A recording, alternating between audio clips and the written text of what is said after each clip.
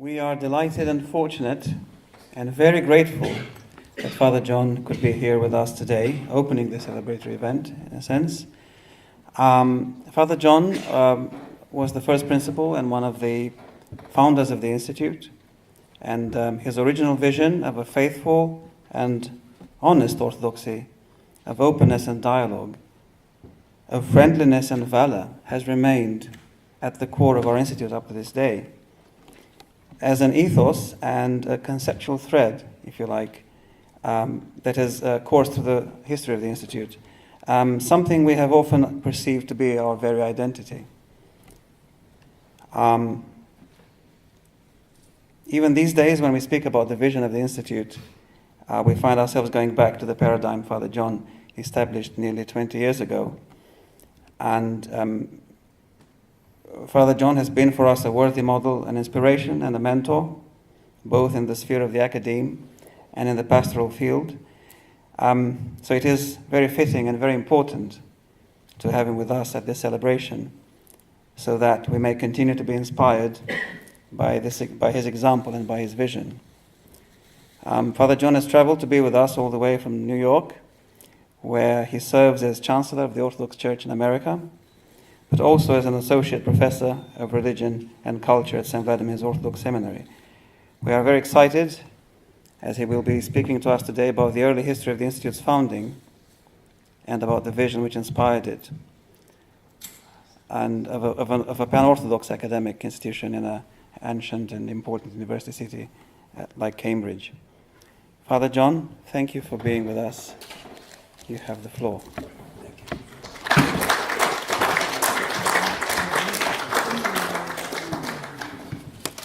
Fit this on you.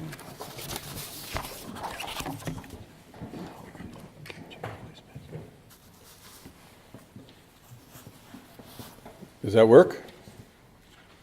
Yes? Okay.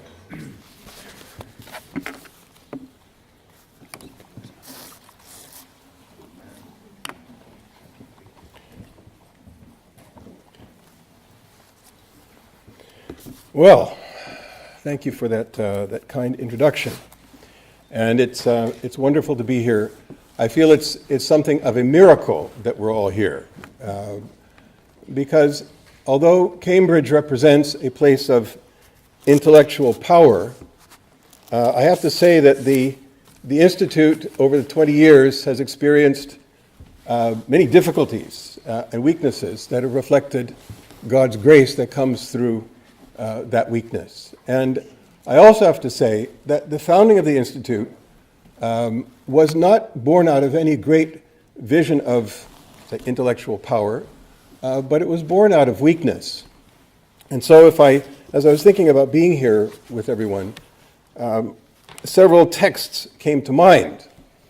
I came to Cambridge in order to pursue work on a PhD, which I was doing in the University of Thessaloniki. And they had suggested in Thessaloniki that I come to Tyndale House, which is just up the road here. It's a biblical research library, and I was working on 1 and 2 Corinthians, and I was interested in divine guidance and how it is that God is perceived to be involved in people's lives in the most practical ways, how people make decisions based on their perception of God's inspiration, and how they discern true from false. And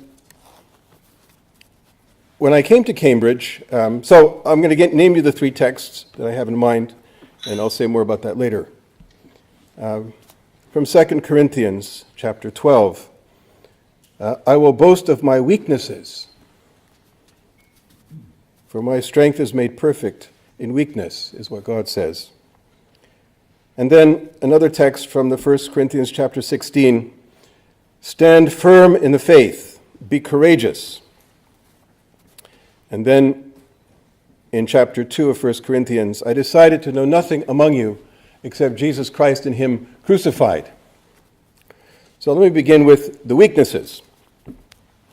Because in many ways, the Institute was born out of a certain weakness. I went to I'll be personal in most of this, because God's guidance was, I felt I was doing the laboratory course when I was here in Cambridge. not just the theoretical. So I was in Thessaloniki and working on this doctorate, and the faculty there said, well, they just didn't have the library resources, and I should come to Cambridge.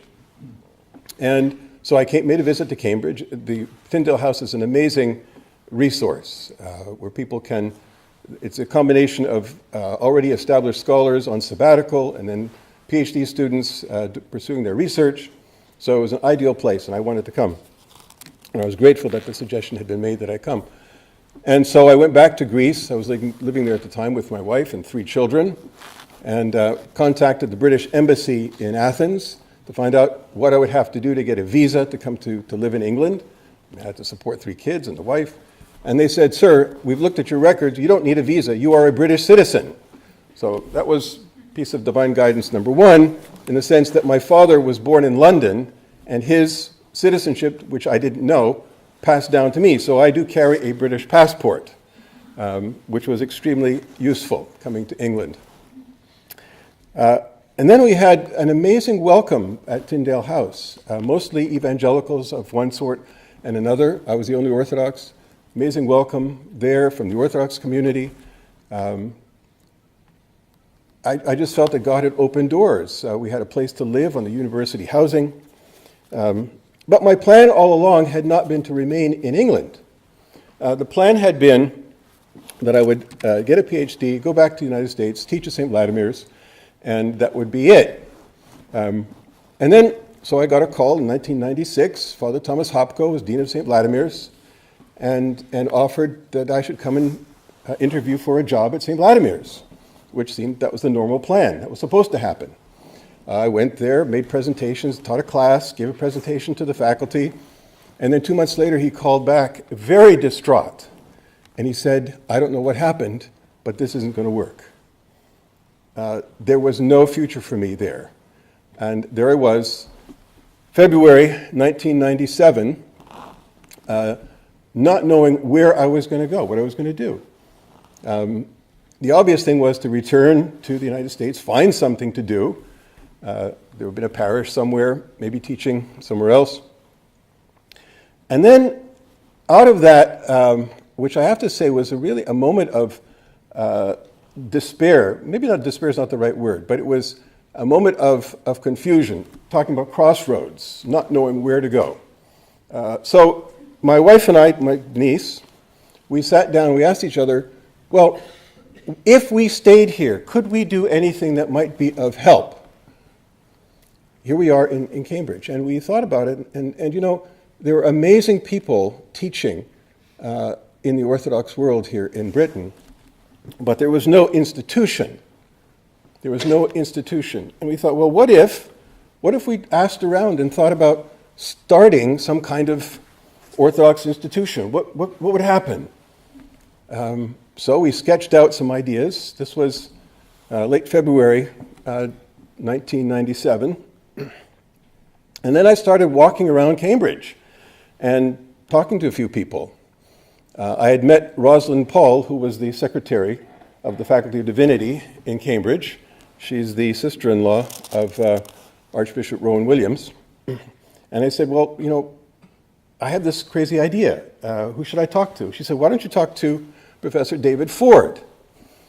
So, who was the Regius Professor of Divinity here at Cambridge. So I went to talk with him. Again, a crazy idea, throwing it out there. And he said, you know what? This is exactly the right time. We are talking about the future of theology in Cambridge.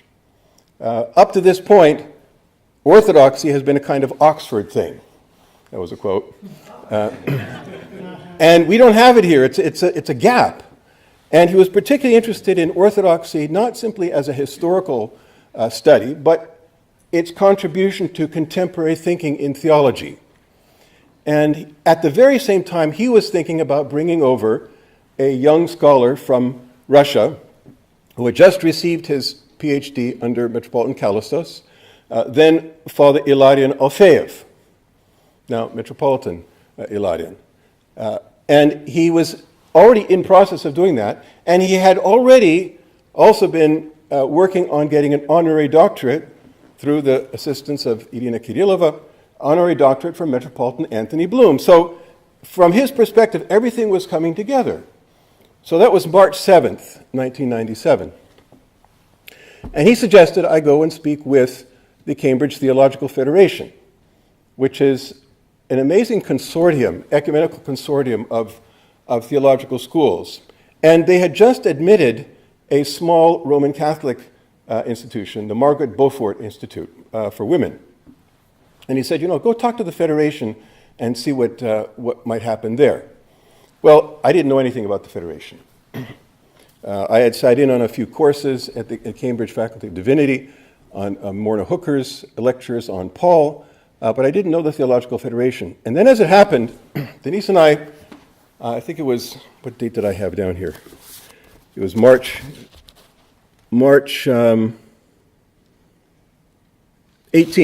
March 18th, 1997. Denise and I were walking down Jesus Lane, and we saw a sign that said, a very little sign outside of Wesley House, that said Cambridge Theological Federation. And we thought, well, this must be the place.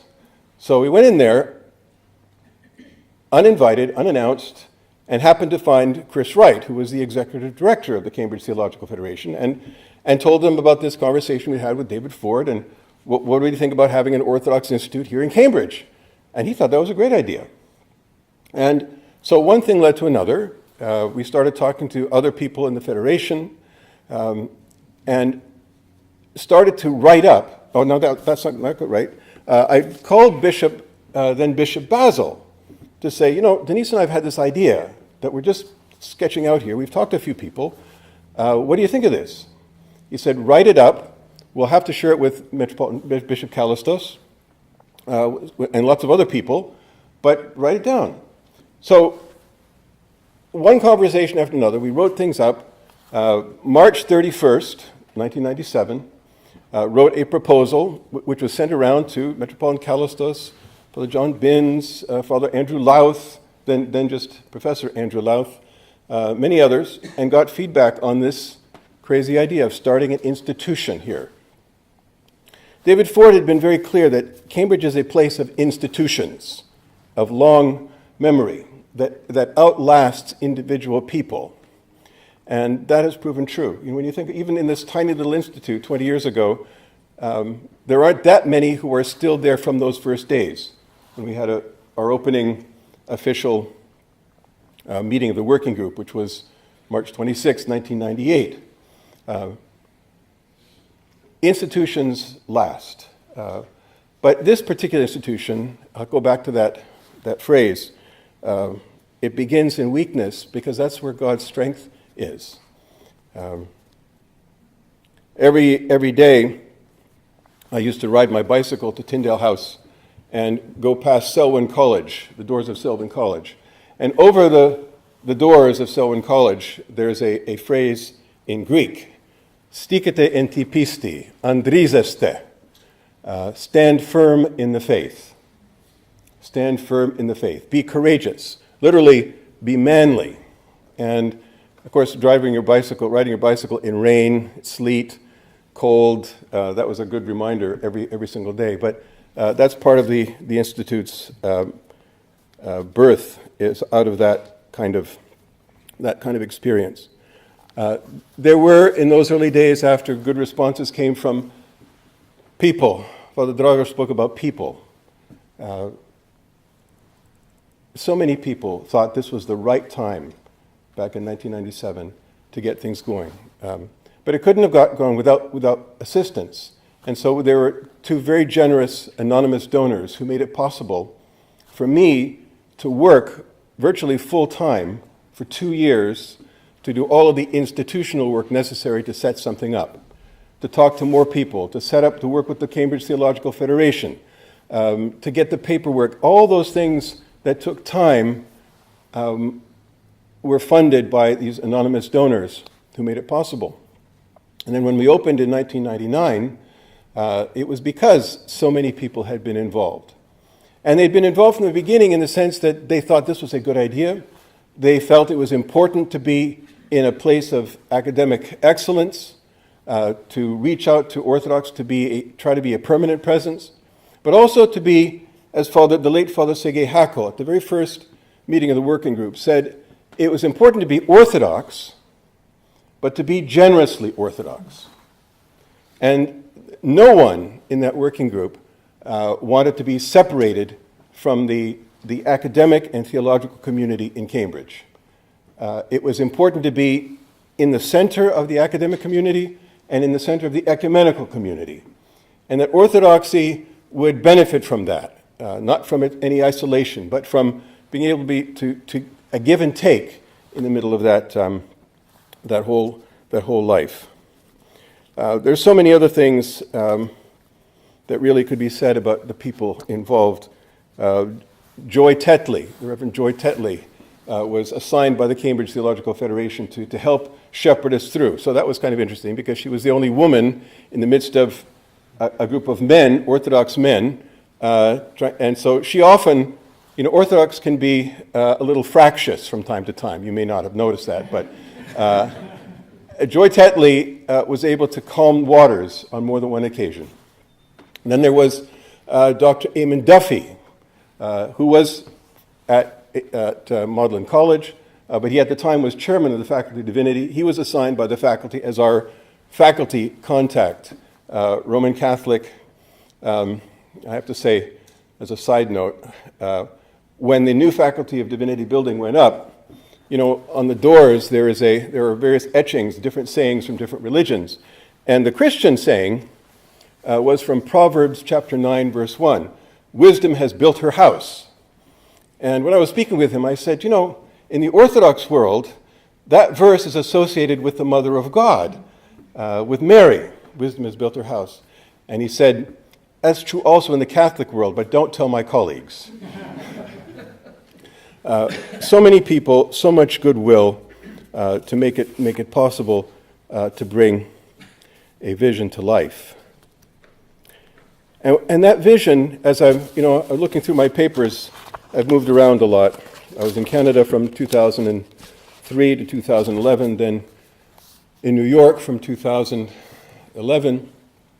I came across this old book, this old little booklet, The Case for the Institute, which came out in March 1999, just before the Institute actually opened up. And the case that sets forth includes a letter from Professor David Ford, Professor Eamon Duffy, Metropolitan Kallistos, and it's really the same case, that here we have a place where Orthodox of all different styles, stripes can meet in the heart of a world-renowned academic institution where Orthodox people from around the world can benefit, but we're also, they can benefit not just from classes, but where scholars from different parts of the Orthodox world could benefit by being in a place of advanced study. That was part of the original vision. It's still valid. It's still valid. Cambridge has been around for a long time, and by God's grace, it will continue to exist. And Orthodox could benefit from it, and everybody else could benefit from the presence of an Orthodox institution here long after all of us are gone, in one way or another. And it's that kind of vision that still, I think, inspires me. But I'll go back to what I began with. I will boast of my weaknesses, for God's strength is made perfect in weakness. If the Lord is the builder of the house, then we rejoice in all the different gifts that are brought to it, and it's His work, not our own. May God grant that this institute prosper in the years to come. Thank you.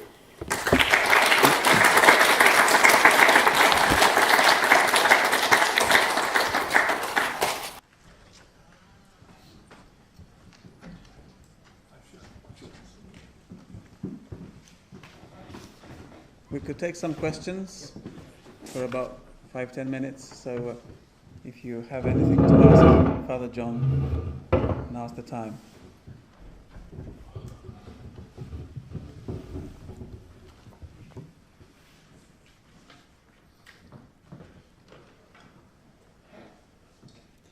Professor Pettifer, yes? Did the university see the institute specifically as an acronym to the teaching of theology, or were the university hoping for church history and so on, patristics and other disciplines? Very much so. In fact, early on, there was a Center for Advanced Research in Theological Studies, CARTS it was called. And there was a little Orthodox office there, but the hope was that the Orthodox would contribute in various ways to the teaching of theology, including at that advanced level. One other nice incident, when the Duke of Edinburgh came for the opening of the new faculty building, I was there representing the Orthodox, and he came through the building. Her Majesty the Queen also came ahead of him, so she came first. I was able to shake her hand, and she said, "It must be very nice to have an Orthodox institute." I said, "Yes, it was." And then he came around, and he poked his head into the little office and said, "Is this the Orthodox cubbyhole?" And so that we had a little bit of a chat, and then he passed by me to somebody else who had said that the purpose of their particular research was to make Western Christianity more accessible to the East, something like that. And he then made his way back to me and said, "Wait a minute, Father, didn't Christianity begin in the East?" So he was very encouraging of that kind of Orthodox presence in collaboration with, and not in isolation. So yes, that was part of the original aim.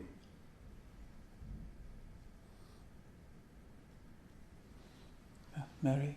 Thank you, Father John. I wonder if you could reflect a bit on the ecumenical dimension of the early days of your being in the Federation. What was it that carried for you the ecumenical and interfaith dimension, and how did you contribute to it? From the beginning, I was first of all impressed with the welcome, the hospitality, the generosity of every single other institution and the people associated with it, whether it was Ridley Hall or Westcott House, or at every stage there was an openness and a welcome to the Orthodox to be part of all this. And also, Dr. Ed Kessler was there, who had recently founded the Center for Jewish Christian Studies. And so that was the first thing. And I was also impressed that the Orthodox with whom I was associated with in this project were equally open to that kind of collaboration. I have to say that my experience in the United States was different, where Orthodox were much more inclined to be conservative, I'll put it that way, much more hesitant, cautious, skeptical, suspicious of involvement with other Christians. And I did not find that here. It was exactly as Father Sergei Hackl said. It was a generous orthodoxy. And I found, for example, as part of being in the Federation, every 2 weeks we would have common worship, which was not common in the sense of a synthetic sort of worship, but every institution would be responsible for conducting the worship, and everybody else would be there as part of that. And that was extremely illuminating, because I had lived a more or less isolated Orthodox life. I grew up in an Orthodox family. I really didn't have that much ecumenical exposure. So to see what others were doing and to see what was moving to them also made an impression on me. So, no, we all understood that we have theological differences, but when it came to trying to work together to help each other build institutions, to mark papers, all those things, it was very positive. So the ability to transcend theological, liturgical differences while in the process of working together, that was illuminating and inspiring in many different ways. I have to say, there were times where I just didn't understand things. I'll give you one example. At one of the the joint services. It was during Lent, and I think it was, I forget which house was responsible. It might have been Westcott House. But they did a liturgical dance. So they had several women doing a liturgical dance as part of this. And I did not find this inspiring in the least. I found it a little disturbing. It was Lent, and here were these very attractive women in very diaphanous sort of Isadora Duncan clothes doing a liturgical dance. And so I was puzzled, but at the end, I saw a number of women go up to the dancers and hug them, and there were tears, and clearly they had been moved by what they saw. And that gave me the message that you have to pay attention. You can't just pay attention to what moves you. There are other things, other people, and so to be more attentive, respectful, and reverent for the worship life of others. So that couldn't have happened except in a place like the Federation. Yes, Lucy? Hello, dear Father. As a non-Orthodox, now looking forward to maybe the next 20 years, as many people here will be aware, it's a year since the MP Jo Cox was murdered, and she famously said, "We have more in common than that which divides us." Do you think this is something that's now true of where we stand interfaith now in the UK, looking forward to the next 20 years of the Institute? Absolutely. I'm more and more struck that simply by being human, all created in the image and likeness of God, all, in that sense, children of one God, unless we see each other as siblings, as brothers and sisters, it only spawns just more violence. So, yes, we have differences, serious theological differences, but it is possible to be human and to see each other as human. And that's a struggle, especially if you grow up in one tradition. It is a struggle, but it's something worth pursuing. But you can't really pursue it unless you're part of it, unless you're rubbing shoulders with others. A couple weeks ago, I made a new friend, a Jewish rabbi in Long Island, New York. That's an odd story, but again, divine kindness, I find you just have to be attentive to God's presence. I was called to the headquarters of the Orthodox Church in America to be a consultant on a television program. You ever seen The Americans, the show The Americans? Anyway, it's about two Soviet spies who live in the United States in the 1980s, but they're living thoroughly as Americans. Well, one of the incidents was going to be that these two spies who are, married, were going to get properly church married. And so the scene was an Orthodox priest doing a wedding, and they wanted to get the exact, make sure that the wedding was correct, the translation was right, and so I was a consultant on that. And it turns out that the producer is a very pious Jew on Long Island. And so one thing led to another, and he introduced me to his rabbi. And so I went to meet his rabbi, Rabbi Martin Cohen. He'd written a couple of books on the Mishnah, and we really hit it off. We're about the same age. And in his book on the Mishnah, he had written a couple pages about being a rabbi.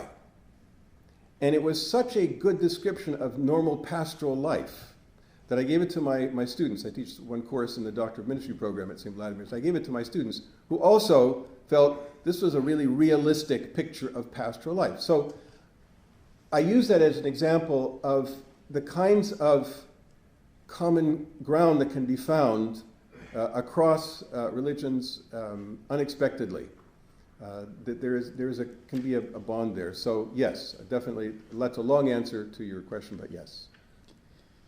We've been delayed quite a bit, so we'll take one more question. Or two more. Those are two honored people. Okay, so. 200 people. Not so much a question, but as you were speaking, Father John, about the early years or the creation of the Institute, I remember one or two details which you will certainly also remember. Certainly, we owe a great debt both to Professor Ford and to Eamon Duffy, who were immensely supportive, and I was the sort of bearer of letters between Metropolitan Anthony of Surush, who is there on that photograph with you, who was already ill, but who was very supportive and wanted really to see the Institute come into being, and fully supported the idea that, for goodness sake, Cambridge ought to have an Orthodox presence. I mean, after all, he blessed the beginning of our now multinational Orthodox parish here in Cambridge, but he was very supportive of the Institute. The other two memories that came back was, there was also some question of, then he was just simply era monk, Father Ilarion Alfeev, who was, he may have been Igumen by then. Anyway, for him to fill a post that again was greatly supported by the theological faculty, to lecture on patristics. And, one sort of thinks, there he is now, the head of the Department for Russian Orthodox relations with other churches and confessions.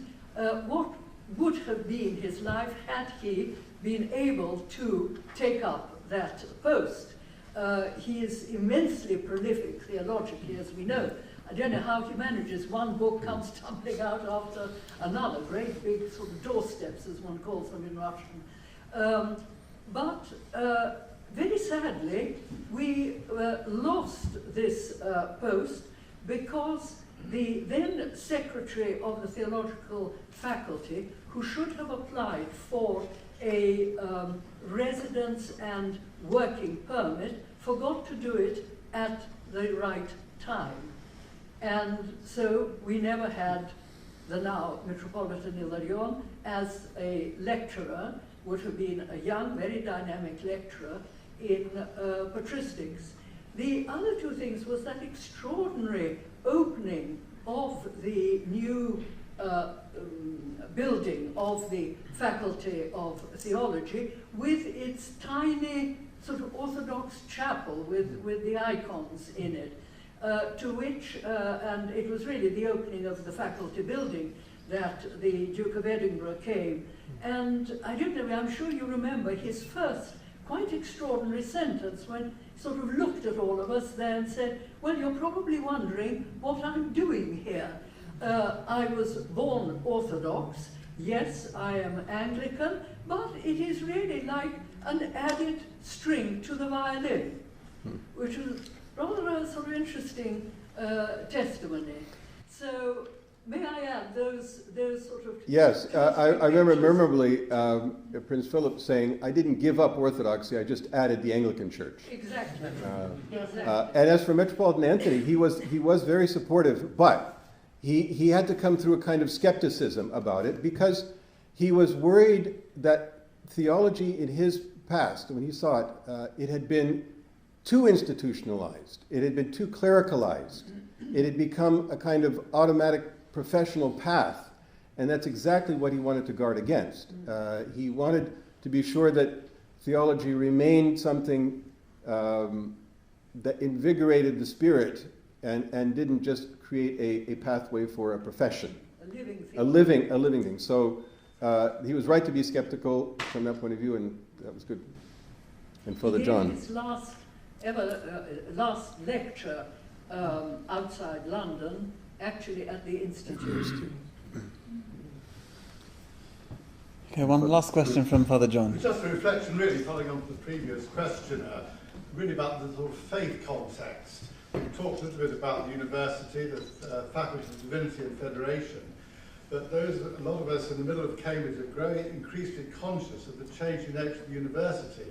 And there are enormous new developments.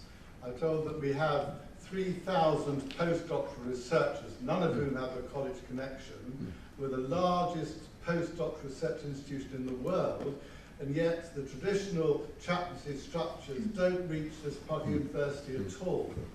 And we are in the course of trying to set up a faith forum within the whole university. It seems to me that an institution with that global vision and can somehow manage to be an authentically Christian witness within a multi-faith context, which is a difficult kind of path to tread, does have an enormous contribution to make. I don't know whether you feel that this that kind of fits in with your vision of the Institute from the early days. It fits in, but it's also, I think this is, in a sense, Orthodoxy in Cambridge can have a sort of safe space to do exactly those kinds of things, because at the very same time, Orthodoxy in many other parts of the world is pulling in its identity. It's more and more afraid, or more and more unwilling to engage. So there is this tension in worldwide Orthodoxy, and it seems that this is exactly the kind of place where the sort of engagement you're talking about could take place. I think we should probably try and move on to the next speaker. Thank you once again, Thank Father you. John, for